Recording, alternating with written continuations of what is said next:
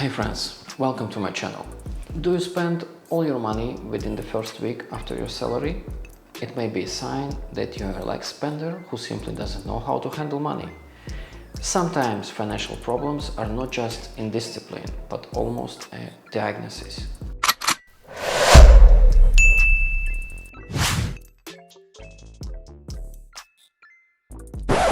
First, to start talking about monetary disorder is Professor of Psychology Brett Klontz. He states that behavior that leads to devastating consequences can be considered a money disorder. In other words, you are not just earning less than you could, but doing things that seriously affect your life, health, relationship, and career.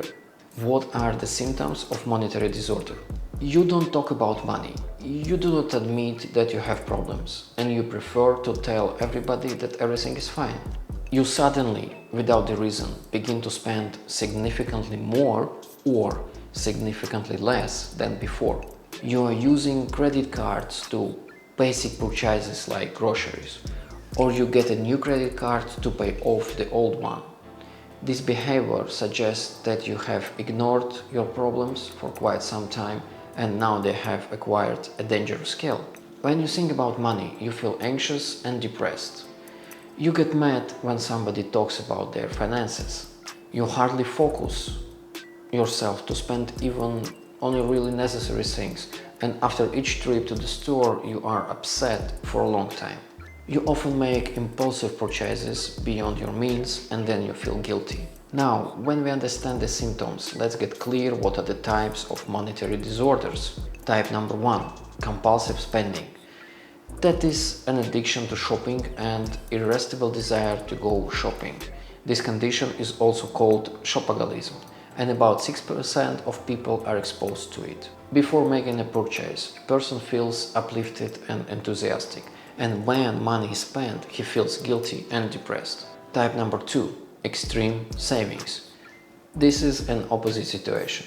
A person is obsessed with the idea of saving as much money as possible and at the same time is panically afraid to spend even a penny. In the most extreme cases, having impressive sums on their accounts, sleep on a bare mattress and rummage through garbage cans. Like the American Kei Hashimoto, who, with a fairly decent income, lives on about $15 a month. Type number 3, gambling addiction or pathological attraction to gambling. This diagnosis has been known for a long time. A person develops a painful need to constantly participate in gambling, for which of course he spends all his own and sometimes other people's money. Type number 5, excessive custody. This is typically around very wealthy people. Happens that they overwhelm their loved ones and children with money, instantly rush to solve any of their problems, even if no one asks for it, and as a result they do not allow them to take the initiative and learn to earn money on their own. Type number 6, financial lie. A person deceives other people, provides them with incorrect information about his income, debts, savings and spendings, because he is afraid of crimination and feels strong discomfort when talking about these topics. Type number 7, financial imprudence. Sometimes this behavior is even called financial abuse.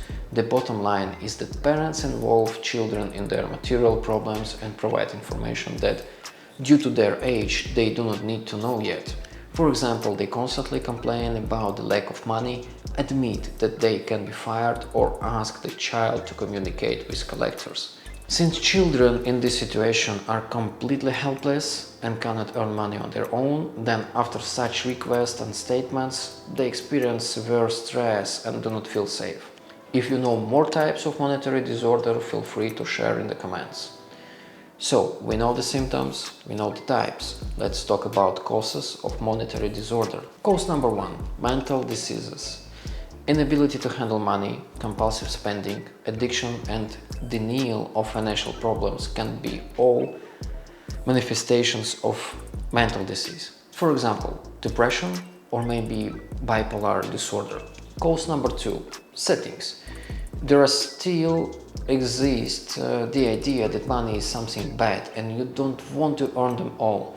People who believe in this believe that an honest and spiritual person will certainly be helped by higher powers if something happens. Because of this approach, people do not know how to handle money, do not look for opportunities to additional income, and make themselves a lot of financial problems. Cause number 3. Parenting. We often adapt our parents' attitude to money. If the family kept financial records, carefully planned spendings, practiced reasonable economy and taught the child all these, the person will handle money wisely even in adulthood. And everything will be opposite if the parents were spenders, always sat in debt and did not instill in their children the basics of financial literacy. As you may see, monetary disorder is a huge and still growing problem that leads to many broken lives. This is one of the reasons why I started a series of episodes related to personal finance, and in the very end I will share with you my own way how to handle personal finance without pain and depression.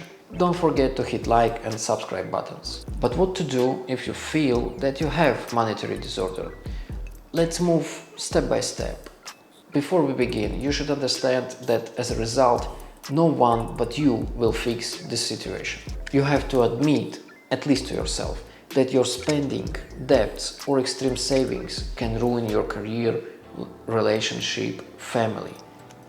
And these problems make you constantly live in anxiety and stress, lie to other people and run away from collectors. This means that it is you who will have to analyze your financial situation, write out all loans and unreasonable expenses, think over a plan for paying off debts and start keeping records of income and expenses. If this is too difficult to do on your own, it will not be superfluous to contact a financial advisor.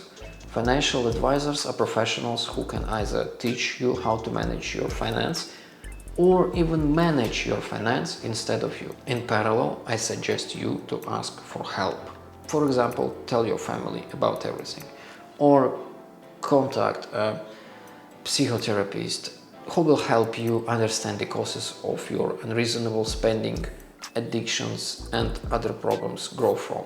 And at the same time, he will show you the way to financial and mental recovery. I hope this video will help you. Thanks for watching. Bye bye.